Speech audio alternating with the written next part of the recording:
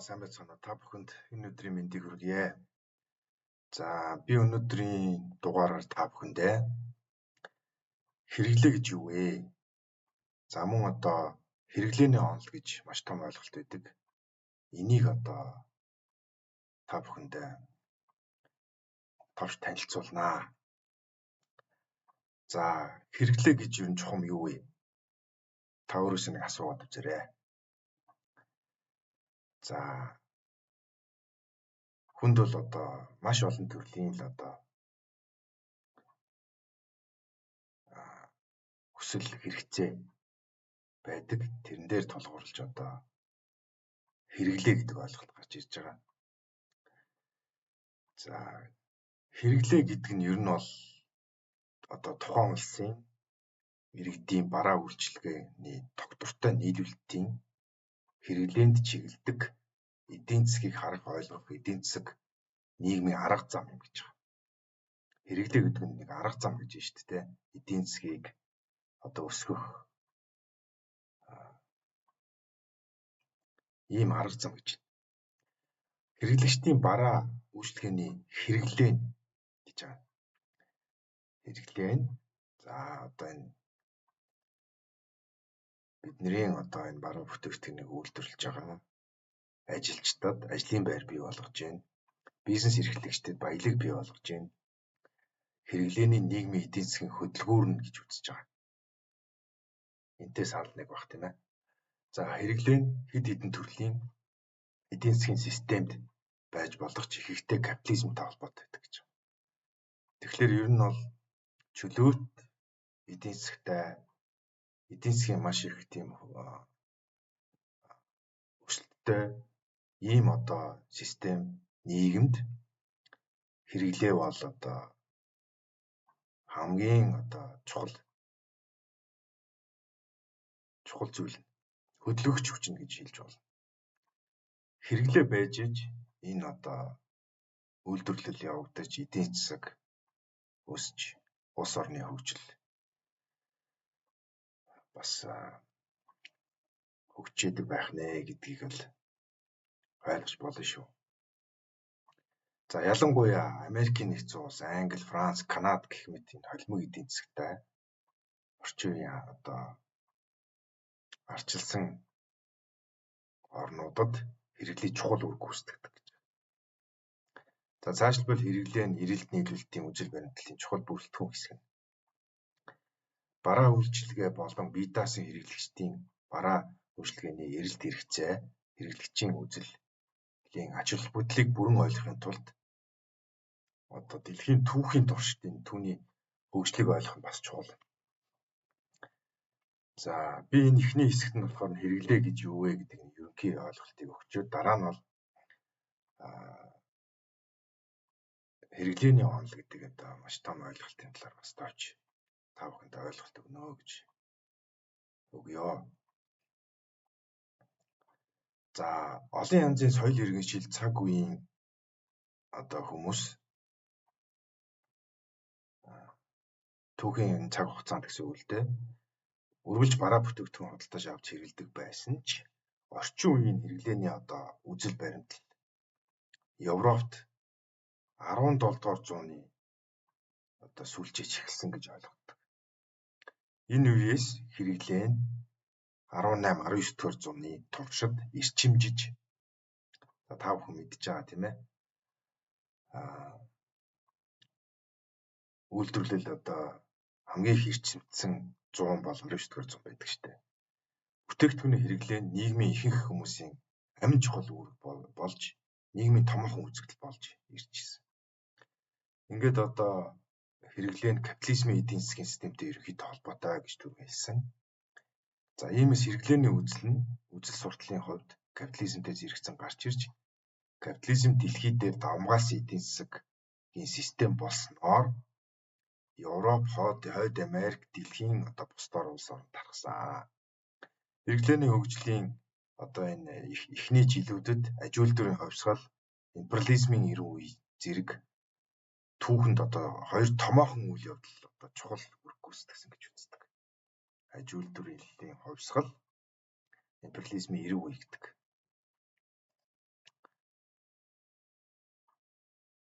За тэгээд хэрэглээний онол буюу одоо энэ консюмеризм англи дээр бол консюмеризм яаж үүссэн юм бэ? Бас энийг бас та бүхэн танилцуулъя. Хэрэглээний онол гэдэг нь одоо хүмүүсийн хүсэл эрмэлзлээр бол амьдрахад шаардлагатай бараа үүсвэрийг олж авах эсвэл уламжлалт байдлаа хадгалах зэрэг нийгэм эдийн засгийн дэг журам юм гэж байна. Ерөнхийдөө одоо консюмеризм гэдэг ийм ойлголт үүсээд одоо бүтэн одоо 2 дахь зуундаа ингэ явж байгаа байхгүй. Тэгэхээр одоо хэрэглэгчийн үзэл энэ хэрэглээний онол ямар их одоо түүхэнд бас үүрэг гүйцэтгэсэн болох харагдаж байгаа. За хэрэглээний онол нь баруунаас үүсэлтэй боловч үндсэн хэрэгцээнээс хэтрүүлэн бараа худалдан авч материал хэрэглэж байгаа нь анхны соёл иргэншилтэй одоо холбоотой эртнийх баг. Эртний одоо соёл иргэншилтэй бас холбоотой байна. Жишээлбэл энэ эртний Египт, Бабилон, эртний Ром зэрэг улсуудад бол энэ анх одоо соёл иргэншилтэй холбоотойгоор хэрэглээний юм асуудлууд үүсч урган бий болж исэн. Яалтчгүй одоо нийгэм одоо өөрснөөс хоошгол одоо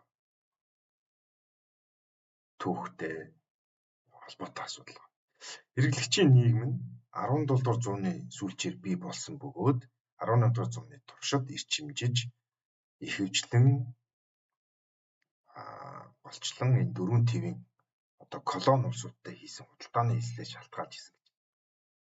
За та бүхэн бол одоо түүхэнд мэдж байгаа тийм ээ. Колончлол гэдэг одоо түүхийн маш том одоо хэсэг утас бий. Хэрэглээний онол нь баруун Европт аж үйлдвэрийн хувьсгалаас өмнө гарч ирсэн бөгөөд 1900 оны орчимд өргөн тархсан.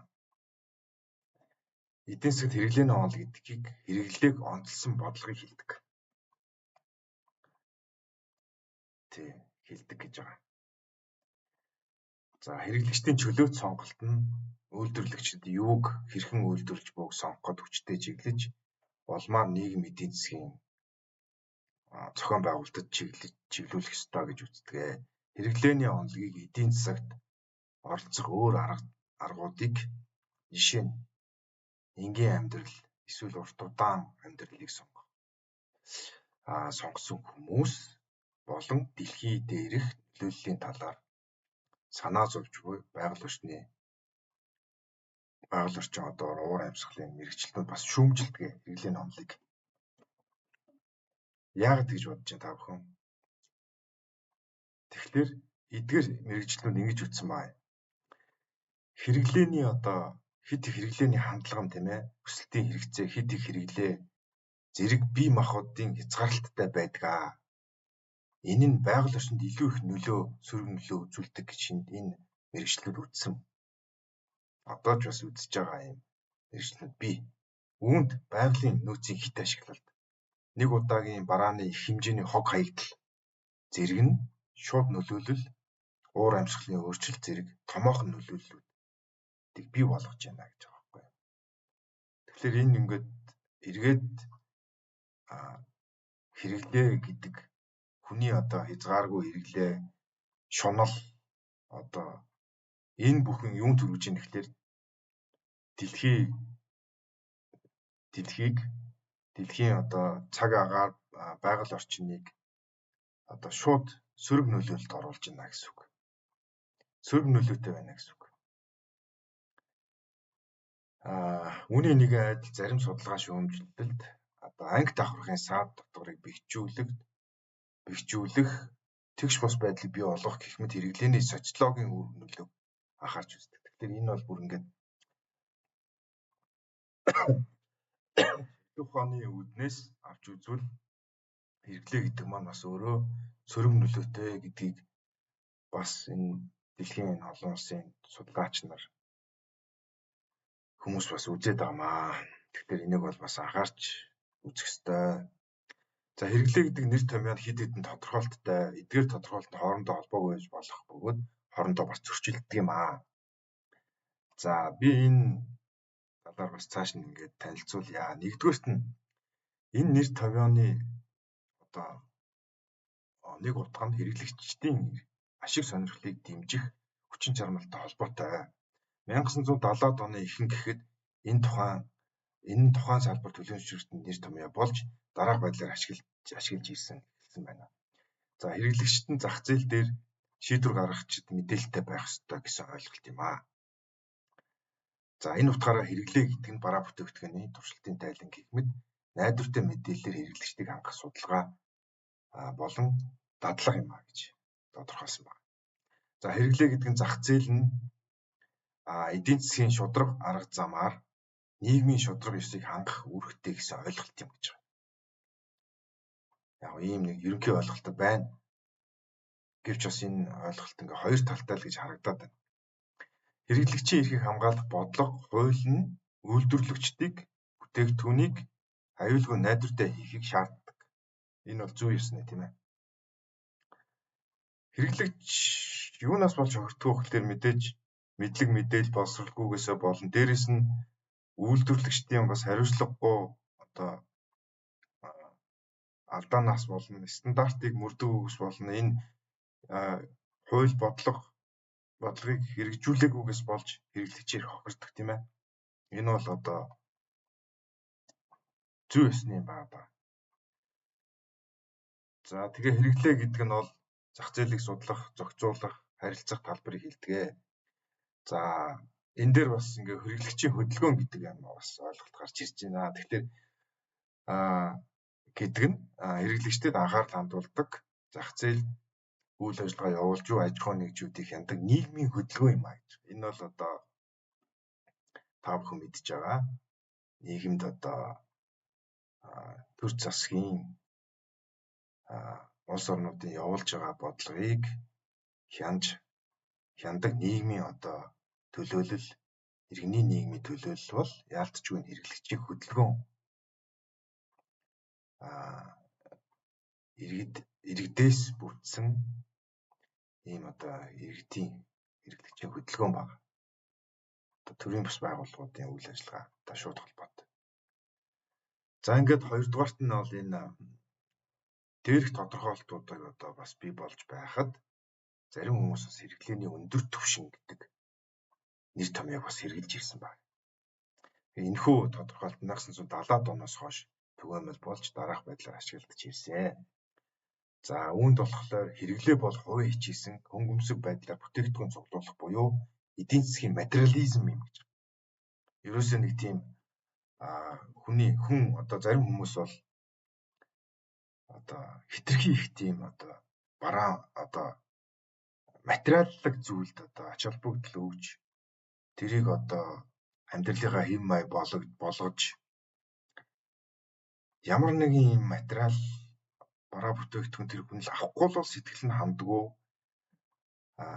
ийм байдалд бүр хэмжээнд хүрсэн энэ асуудлыг бол материализм, эдийн засгийн материализм гэж яриад байгаа. Тэгэхээр энэ шууд хэрэглээтэй холбоотой асуудал баггүй юу? Энэ утгаараа хэрэглээ нь одоо сөрөг бөгөөд хэрэглээний эсрэг энгийн амьдралын хэм маягийн эсрэг байдаг гэж үзэж байгаа тийм ээ. За хэрэглэгчийн үзэл бол хувь хүнийг устгаж нийгэмд хор хөнөөл учруулдаг зах зээлийн хүч юм гэж. Хэрэглэгчийн үзэл. Тэгэхээр одоо энэ та бүхэн юу гэж ойлгож байна гэхээр тансаг хэрэглээг илүүд үздэг зөвхөн одоо гаднах өнгө төрхөөрөө одоо байхыг илүүд үздэг. За боловсрол мэдлэг энэ одоо оюун ухааныг одоо бас хоёрдугаарт чухалчилж үздэггүй. Зөвхөн одоо материаллык зүйлийг одоо чухалчилж үздэг ийм нэг хэсэг бүлэг байдаг. За эсвэл бас байгаль дэлхийг хамгаалж хайрлах гэж минималист тийм ээ доктортой одоо амжиргааг бас эрхмэлдэг ийм хэсэг бүлэг бас хүмүүс иргэд ард түмэн байдаг. Тэгэхээр энэ бол яалтчгүй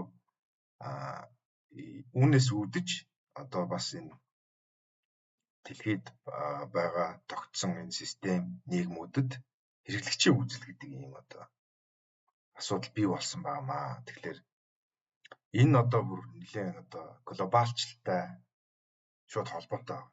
Тэгээд үүнийг бол одоо эсэргүүцсэн хүмүүс бол энэ глобалчлалын даяаршлын эсрэг юм хөдөлгөөнийг одоо өрнүүлж эхэлсэн тийм ээ. Өрнүүлж эхэлсэн байна.